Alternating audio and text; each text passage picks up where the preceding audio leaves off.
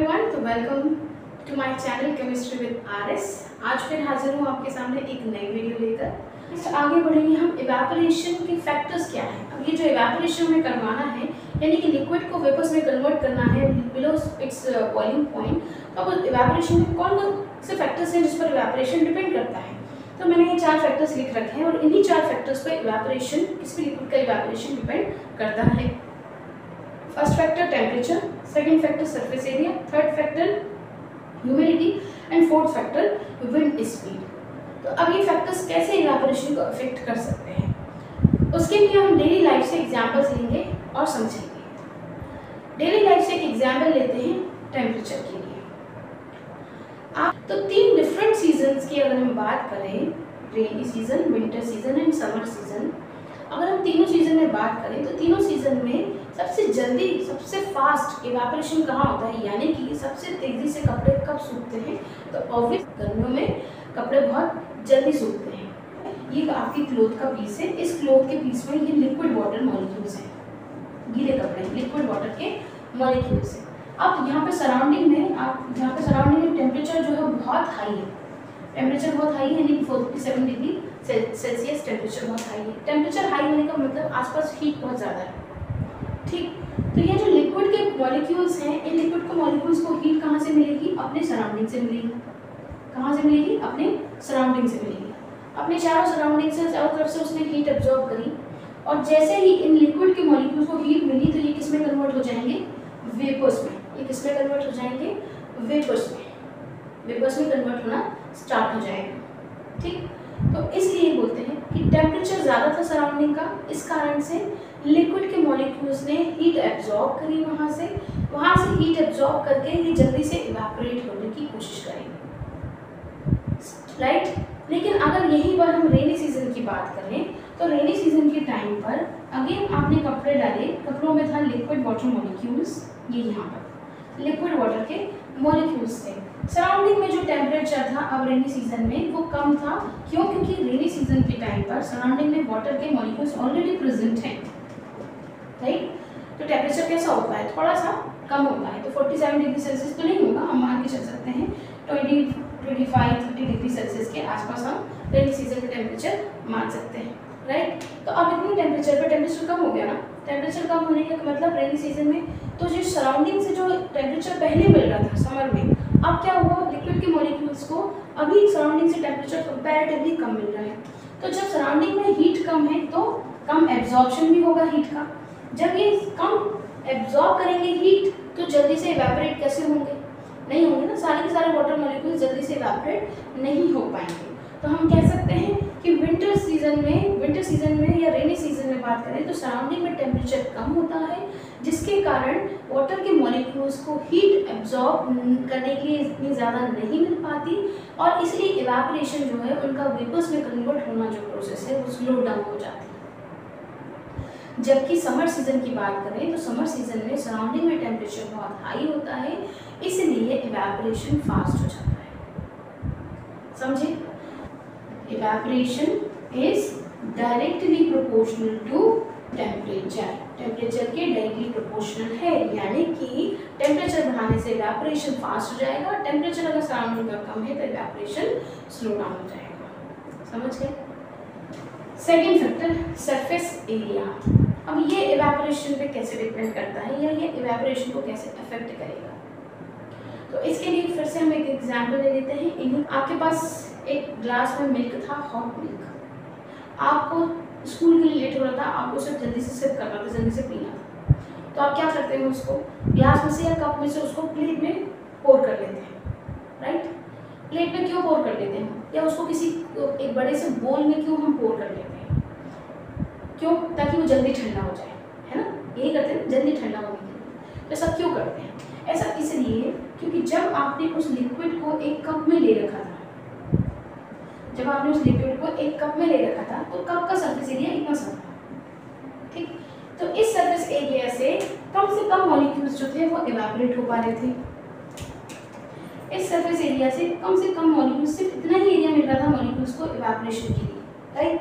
लेकिन अब आपने क्या किया, इसको उठा के एक बड़े से बोल में उठा के ट्रांसफर कर दिया, लिक्विड जो था उसको बड़े से बोल में उठाकर ट्रांसफर कर दिया। अब क्या हुआ, सरफेस एरिया बढ़ गया, तो अब ज़्यादा से ज़्यादा मॉलिक्यूल्स जो है वो यहाँ पर इस लेयर पे आ गए और ज़्यादा से ज़्यादा मॉलिक्यूल्स जो है वो इवेपोरेशन उनका फास्ट हो जाएगा। तो सराउंडिंग से जल्दी से जल्दी ही क्या हो जाएंगे, इवेपोरेट हो जाएंगे सराउंडिंग में। तो सरफेस एरिया के लिए हम क्या बोल सकते हैं कि सरफेस एरिया बढ़ाने से मॉलिक्यूल्स को ज़्यादा से ज़्यादा मॉलिक्यूल्स सराउंडिंग में एक्सपोज हुए, ज़्यादा से ज़्यादा मॉलिक्यूल सराउंडिंग में एक्सपोज हुए, इसलिए जल्दी से जल्दी ज़्यादा से ज़्यादा मॉलिक्यूल्स जो है वो इवेपोरेट होते जाएंगे और जो आपका लिक्विड है वो जल्दी से जल्दी कूल डाउन हो जाएगा, ठंडा हो जाएगा, राइट। तो इवेपोरेशन सरफेस एरिया पे कैसे डिपेंड करेगा, डायरेक्टली प्रोपोर्शनल। सरफेस एरिया में हम क्या लिख सकते हैं, evaporation directly proportional surface area के, मतलब डायरेक्टली प्रोपोर्शनल का मतलब अगर हमने किसी लिक्विड का सरफेस एरिया अगर हम बढ़ा दें लिक्विड के लिए तो इवेपोरेशन उसमें जल्दी होगा, अगर सरफेस एरिया कम रखेंगे तो इवेपोरेशन भी स्लो डाउन हो जाएगा। नेक्स्ट फैक्टर जो आता है दैट इज ह्यूमिडिटी।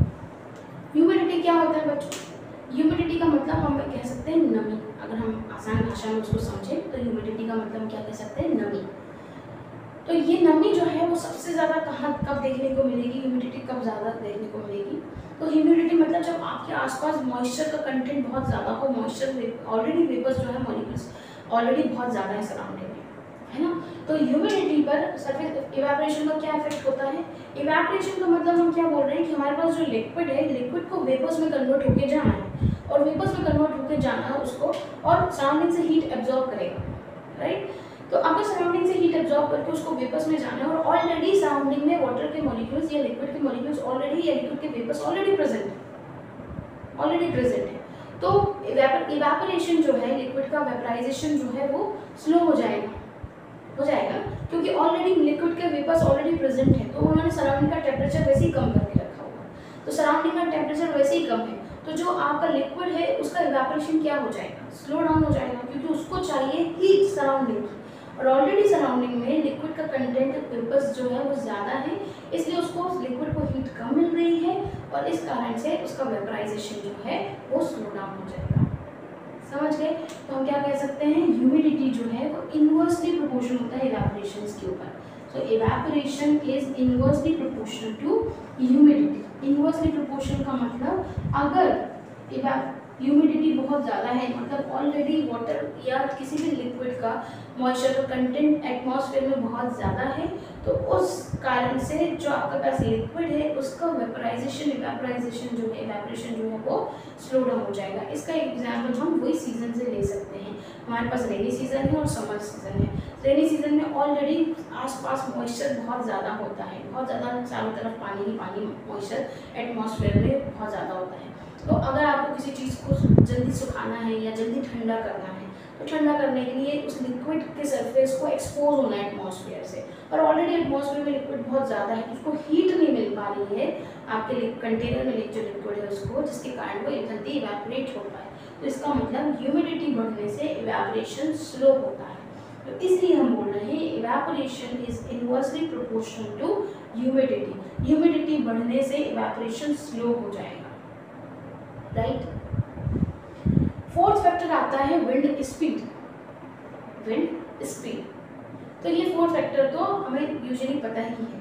अगर हमने कपड़े डाले हैं सुखाने के लिए और तेज़ हवा चल रही है, टेम्परेचर भी ज़्यादा और हवाएं भी बहुत तेज़ चल रही हैं, तो क्या होगा, जल्दी से कपड़े सूखेंगे, जल्दी से इवेपोरेशन होगा ना। अगर आपने लिक्विड, आपके पास जो भी मिल्क था, हॉट मिल्क था या हॉट टी थी, whatever you have liquid you have hot soup था, तो आपने क्या किया, उसको जल्दी से ठंडा करना था। जल्दी से ठंडा करने के लिए आपने उसको प्लेट में पोर कर दिया, प्लेट में या किसी बड़े से बोल में पोर कर दिया, तो इवेपोरेशन होगा तो, क्योंकि सरफेस एरिया बढ़ा दिया हमने। लेकिन हम चाहते हैं और जल्दी से ठंडा हो जाए, तो हम क्या करते हैं, हम फैन ऑन कर देते हैं। हम क्या करते हैं, हम फैन ऑन कर देते हैं, फैन ऑन कर देते हैं, या फिर हम उसके आगे कूलर के आगे रख देंगे, जो भी है। तो मतलब हम क्या करते हैं, हम आपको सामने की स्पीड बढ़ा देते हैं, विंड की स्पीड बढ़ा देते हैं। तो विंड की स्पीड बढ़ाने से होगा क्या, जो आपका लिक्विड था वो जल्दी से इवेपोरेट होगा। ऐसा क्यों, क्योंकि आपने यहाँ से विंड की स्पीड दी, या आपके पास जो भी था, जो भी टूल था, जिसके कारण यहाँ से एयर जो विंड थी उसकी स्पीड बढ़ा रहे थे आप, है ना। और यहाँ पर सामने आपके पास एक कंटेनर में आपने लिक्विड ले रखा था, ठीक। तो होगा क्या, यहाँ पर वाटर के जो भी लिक्विड था आपके पास उसके मॉलिक्यूल से लिक्विड की सरफेस पर अब इनको इवेपोरेट होना है। हम चाहते हैं कि जल्दी से इवेपोरेट हो। ये जल्दी से इवेपोरेट तभी होंगे जब ये जैसे ही वेपर्स बने तो एयर स्पीड आई और हवा ने इसको जल्दी से इवेपोरेट करके ऊपर पहुंचा। तो फिर क्या होगा, ये लेयर खत्म हुई। अब इसके बाद जितनी जल्दी ये लेयर खत्म होगी नीचे वाले मॉलिक्यूल्स जो होंगे अब वो एक्सपोज हो जाएंगे। फिर से विंड की स्पीड तेज थी, फिर से आई, अब ये वाली लेयर भी जल्दी से इवेपोरेट होगी। तो इस तरह से फिर नेक्स्ट लेयर एक्सपोज होगी। तो इस तरह से होगा क्या, बारी बारी से जल्दी वाटर के या जो लिक्विड है उसके मॉलिक्यूल्स जो है वो जल्दी से जल्दी इवेपोरेट होने की कोशिश करेंगे। कहाँ, जब विंड की स्पीड बहुत ज़्यादा है ना। तो हम क्या कर सकते हैं, इवेपोरेशन विंड की स्पीड पर डायरेक्टली डिपेंड करता है। अगर हम स्पीड बढ़ा देंगे तो इवेपोरेशन जल्दी हो जाएगा, अगर हम विंड की स्पीड स्लो डाउन कर देंगे तो इवेपोरेशन भी स्लो हो जाता है। इन सभी फैक्टर्स के लिए आपको एग्जाम्पल अपनी डेली लाइफ से ही उठाना है। कभी भी बैठने की कोशिश मत करो। हमेशा साइंस पढ़ना है ना, जब चाहे वो आप केमिस्ट्री पढ़ें, फिजिक्स पढ़ें, कुछ भी पढ़ें, तो हमेशा आप उसको अपनी डेली लाइफ से कनेक्ट करके देखिए। कुछ ना कुछ आपको एग्जाम्पल मिलेगा। हम आसपास बहुत कुछ देखते हैं अपने, पर कभी हम उसको ऑब्जर्व करके हम उसको फील नहीं कर पाते कि जो हमने किताबों में पढ़ा है एक्चुअल में लाइफ में वही सब कुछ हो रहा है, आपके आसपास वही सब कुछ हो रहा है, बट हम उसको कभी रिलेट नहीं कर पाते। तो हमेशा ध्यान रखिए, अगर आप कुछ भी टॉपिक पढ़ रहे हैं ना साइंस रिलेटेड, आप कोशिश करिए आप आसपास से, अपनी सराउंडिंग से, अपनी डेली लाइफ से कुछ एग्जाम्पल्स रिलेट करके देखिए। आपको डेफिनेटली कॉन्सेप्ट बहुत इजीली समझ में आएगा और आप लंबे समय तक उसको रिकॉल कर पाएंगे। ठीक है, तो इवेपोरेशन में ये 4 फैक्टर्स हैं और इवेपोरेशन क्या कंसेप्ट है आज की वीडियो में मैंने क्लियर किया है। होप आपको वीडियो समझ में आई होगी, कॉन्सेप्ट आपको क्लियर हुआ होगा। अगर आप चैनल पर नए हैं तो सब्सक्राइब कीजिए, वीडियो आपको पसंद आई हो तो लाइक और शेयर ज़रूर करिए। और आपसे रिक्वेस्ट है कि आप मुझे कमेंट करके ज़रूर बताइए कि आपको वीडियो कैसी लगी। Thank you for watching. मिलते हैं नेक्स्ट वीडियो में।